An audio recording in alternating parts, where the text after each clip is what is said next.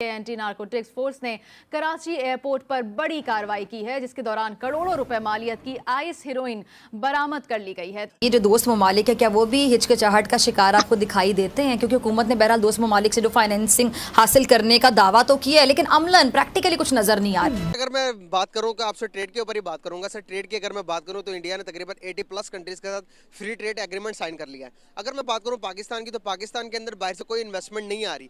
क्या वजूहत है? पहला क्वेश्चन। दूसरा क्वेश्चन, ये अभी रिसेंटली रशिया के साथ, रशिया ने इंडिया को 500 न्यू प्रोडक्ट्स मैन्युफैक्चर का ऑर्डर दे दिया। और यह है कि रूस ने हमें सस्ता तेल देने से इनकार कर दिया।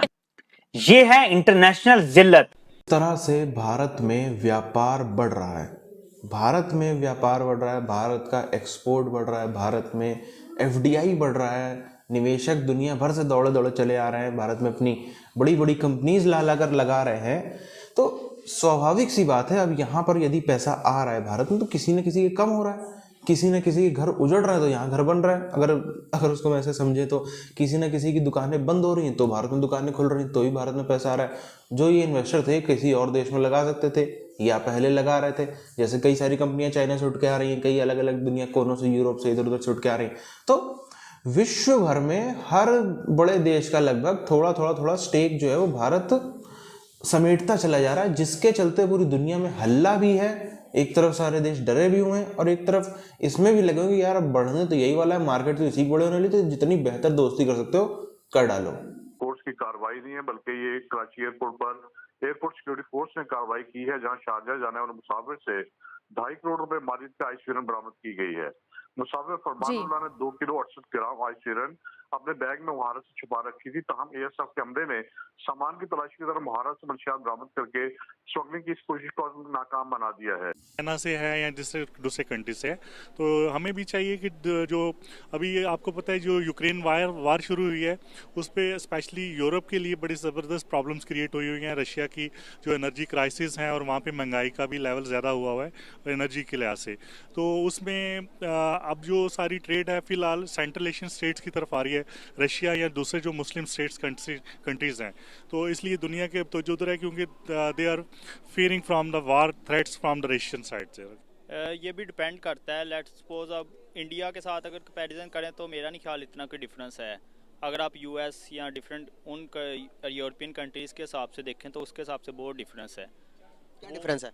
लेट्स सपोज एक तो वो लोग हमें इसकी अपॉर्चुनिटीज़ उस तरह से प्रोवाइड नहीं करते अगर हम उनको डायरेक्टली रीच करते हैं ना, यूएस की कंपनीज़ वगैरह को, और अगर वो प्रोवाइड करते भी हैं तो फिर वो काफ़ी पे जो है वो कम मतलब उस पर करते हैं।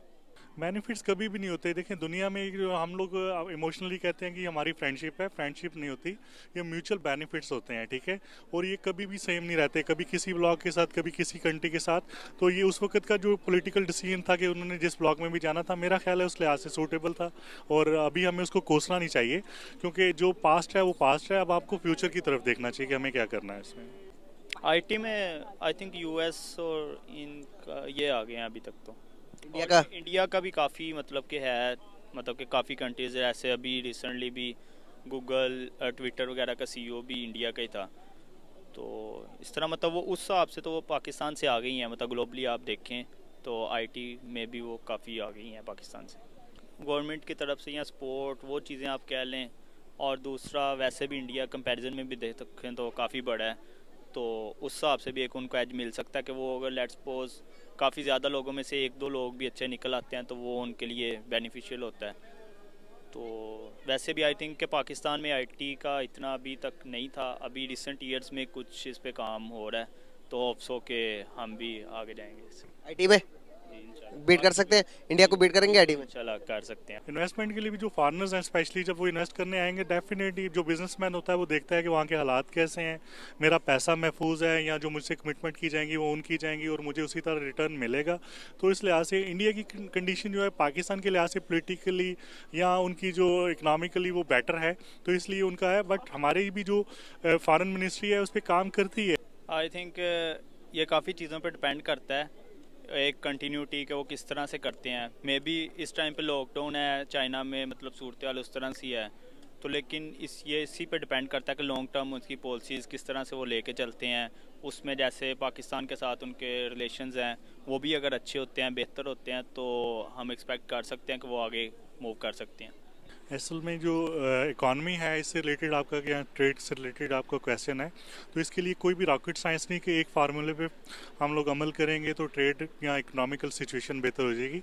इसमें मल्टी फैक्टर्स होते हैं जो कि काउंट करते हैं। सबसे पहले उस कंट्री में पॉलिटिकल स्टेबिलिटी होती है, उसके इकोनॉमिकल बैकग्राउंड होते हैं, और उसके फिर कंट्री टू कंट्री रिलेशनशिप होते हैं। ठीक है, आपको पता है दुनिया में पोलराइजेशन है, ब्लॉक्स बने हुए हैं, तो इंडिया और रशिया का ऑलरेडी आपस में ट्रेड का पहले से ब्लॉक है, उनकी आपस में ट्रेड एग्रीमेंट्स चल रहे हैं। इन्वेस्टमेंट के लिए भी जो फॉरेनर्स हैं, स्पेशली जब वो इन्वेस्ट करने आएंगे, डेफिनेटली जो बिजनेसमैन होता है वो देखता है कि वहाँ के हालात कैसे हैं, मेरा पैसा महफूज है, या जो मुझसे कमिटमेंट की जाएंगी वो उनकी जाएंगी और मुझे उसी तरह रिटर्न मिलेगा। तो इस लिहाज से इंडिया की कंडीशन जो है पाकिस्तान के लिहाज से पोलिटिकली या उनकी जो इकनॉमिकली वो बेटर है, तो इसलिए उनका है। बट हमारी भी जो फॉरेन मिनिस्ट्री है उस पर काम करती है, वो जाके दुनिया को कन्विंस करती है कि आप आएँ, आपके जो पैसे हैं, जो आपका ये इन्वेस्टमेंट है या जो आपका कैपिटल है वो सेफ होगा। बेनिफिट्स कभी भी नहीं होते। देखें, दुनिया में जो हम लोग इमोशनली कहते हैं कि हमारी फ्रेंडशिप है, फ्रेंडशिप नहीं होती, ये म्यूचुअल बेनिफिट्स होते हैं। ठीक है, और ये कभी भी सेम नहीं रहते, कभी किसी ब्लॉक के साथ, कभी किसी कंट्री के साथ।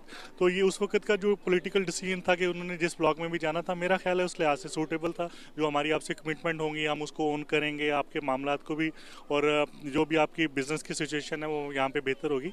तो इसलिए देखें, हर कंट्री की ट्रेड और फॉरेन मिनिस्ट्री की अपना अपना रोल होता है और उसके मौजूदा हालात होते हैं। तो इंशाल्लाह पाकिस्तान में भी बेहतरी आएगी। इस तरह की काफ़ी चीज़ें हैं, इनको हमें मतलब कि अच्छे तरीके से इनको टैकल अगर हम करें तो आज भी हम अपनी पोजीशन पे वापस आ सकते हैं। आई थिंक असल में जो इकॉनमी है, इससे रिलेटेड आपका क्या ट्रेड से रिलेटेड आपका क्वेश्चन है, तो इसके लिए कोई भी रॉकेट साइंस नहीं कि एक फार्मूले पे हम लोग अमल करेंगे तो ट्रेड या इकोनॉमिकल सिचुएशन बेहतर हो जाएगी। इसमें मल्टी फैक्टर्स होते हैं जो कि काउंट करते हैं। सबसे पहले उस कंट्री में पॉलिटिकल स्टेबिलिटी होती है, उसके इकोनॉमिकल बैकग्राउंड होते हैं, और उसके फिर कंट्री टू कंट्री रिलेशनशिप होते हैं। ठीक है, आपको पता है दुनिया में पोलराइजेशन है, ब्लॉक्स बने हुए हैं, तो इंडिया और रशिया का ऑलरेडी आपस में ट्रेड का पहले से ब्लॉक है उनकी। ये भी डिपेंड करता है। लेट्स सपोज अब इंडिया के साथ अगर कंपैरिजन करें तो मेरा नहीं ख्याल इतना कोई डिफरेंस है। अगर आप यूएस या डिफरेंट उन यूरोपियन कंट्रीज़ के हिसाब से देखें तो उसके हिसाब से बहुत डिफरेंस है। क्या डिफरेंस है? लेट्स सपोज एक तो वो लोग हमें इसकी अपॉर्चुनिटीज़ उस तरह से प्रोवाइड नहीं करते अगर हम उनको डायरेक्टली रीच करते हैं ना, यूएस की कंपनीज़ वगैरह को, और अगर वो प्रोवाइड करते भी हैं तो फिर वो काफ़ी पे जो है वो कम मतलब उस पर करते हैं। बेनिफिट्स कभी भी नहीं होते। देखें, दुनिया में जो हम लोग इमोशनली कहते हैं कि हमारी फ्रेंडशिप है, फ्रेंडशिप नहीं होती, ये म्यूचुअल बेनिफिट्स होते हैं। ठीक है, और ये कभी भी सेम नहीं रहते, कभी किसी ब्लॉक के साथ, कभी किसी कंट्री के साथ। तो ये उस वक्त का जो पॉलिटिकल डिसीजन था कि उन्होंने जिस ब्लॉक में भी जाना था, मेरा ख्याल है उस लिहाज से सूटेबल था, और अभी हमें उसको कोसना नहीं चाहिए, क्योंकि जो पास्ट है वो पास्ट है। अब आपको फ्यूचर की तरफ देखना चाहिए कि हमें क्या करना है इसमें। साथियों, इस समय विश्व के जो बड़े बड़े सारे निवेशक हैं, सबको क्योंकि अपना पैसा बढ़ाना है, कोई भी नहीं चाहता, क्योंकि जिसका से पैसा हो जाए कोई भी नहीं चाहता कि मेरा पैसा उतना ही स्थिर रहे, जितना बढ़े उतना अच्छा है। इंसान का इच्छाएं कभी ख़त्म नहीं होती। तो जो बड़ी चीज़ है, यहीं अलग हुआ, बगल में पड़ोसी देश था। अगर हम देखते हैं ये पूरा का पूरा पाकिस्तान होता जैसा 1947 में बसा था, जैसा 1947 में बसा था, या फिर 47 के पहले जब वहाँ पर हिंदू सिख रहते थे, इधर वेस्ट पंजाब में, और इधर हिंदू बंगाली रहते थे ईस्ट बंगाल में, ईस्ट पाकिस्तान में, तब की जो स्थिति थी, तब जैसा वहाँ का इकोनॉमी थी, जैसा वहाँ का इन्वायरमेंट था, जैसा वहाँ की बाज़ारें ज़बरदस्त चलती थी, अगर वो चीज़ बरकरार ये लोग किसी तरह से रख ले जाते और इकट्ठे रह ले जाते, तो इसमें कोई शक की बात नहीं है कि वो बड़ा ही ज़बरदस्त एक इकोनॉमी का देश होता, वो उस टाइम का जो पाकिस्तान होता। उम्मीद भी इनको यही थी। देखते तो थे ना कि यार ये दुकानें चल रही है इतनी हिंदुओं की, खरीदने वाले तो हिंदू हैं नहीं है, चलो कोई भी है, थोड़ा बहुत हम भी खरीद लेते, थोड़ा वो भी खरीद लेते हैं, मगर ये दुकानों के मालिक अगर हम हो जाएंगे, इतनी इकोनॉमी हमारी हो जाएगी तो बहुत अच्छा है, बहुत उसमें वारे न्यारे हो जाएंगे। मगर ऐसा हो ना सका। ऐसा हो तो सका नहीं। जो लोग अपनी बल्कि इधर से गए थे, जो सबसे बड़ी बुरी किस्मत तो उन्हीं की है जो इधर से आज के इंडिया से गए थे, यूपी से, बिहार से, पश्चिम बंगाल से, पंजाब से, दिल्ली से, हरियाणा, राजस्थान, पूरा खास तौर पर इधर हिंदी पट्टी से ही ज़्यादातर लोग, हिंदी पट्टी और उधर जो ईस्ट इंडिया है वहाँ से ज़्यादातर गए थे। तो इस पूरे के पूरे हमने देखा जो गए थे उनकी तो सबसे बुरी स्थिति हो गई। यहाँ से गए थे, वहाँ वाले पहले तो बुला रहे थे, आओ आओ हमारे मुस्लिम भाई, वहाँ जाकर के नकार दिया, ये तो मुहाजिर हैं, ये तो ये हैं, हमारे टुकड़ों पे हमने उनको खिलाया पिलाया, वहाँ से भूखे नंगे आए थे, इस टाइप की बातें होने लगी, एकदम से दरकिनार कर दिया गया। अब जो यहाँ पे सब प्रॉपर्टी छोड़ के आए थे, जिनको उम्मीदें थी कि हम बना ले जाएंगे, अगर ये कैसे करके बना ले जाते तो बहुत पावरफुल देश वो होता, लेकिन क्योंकि वो चरित्र नहीं था ना, वो चरित्र नहीं था। अगर आप सीधे अपनी कौम को बता रहे हो कि आप देश तोड़ो, किस लिए? अपनी बेहतरी के लिए, अपने विकास के लिए आप देश तोड़ना सिखा रहे हो अपनी कौम को, तो कल को फिर वही होगा। इसी पद पे चलते हुए आपका बांग्लादेश टूटा, इसी पद पे चलते हुए आज आपके पाकिस्तान के और 3-4 टुकड़े होने आ गए। बस थोड़ा समय रुक जाओ, कुछ दिन बीत रहे, कुछ दिन बीत जाए, उसका एकदम से पता चलेगा 4 टुकड़े 5 टुकड़े जितने भी टुकड़े पाकिस्तान के हो गए।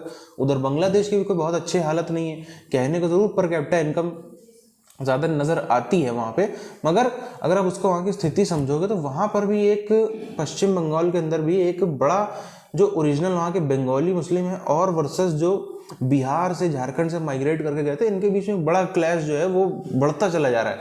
सोसाइटी वहाँ की बढ़ती चली जा रही। अब वो कहाँ तक जाएगा उसमें थोड़ा टाइम लगेगा, लेकिन इनका तो बहुत जल्दी होने वाला है, इनका तो बहुत जल्दी देश टूटने वाला पाकिस्तान का।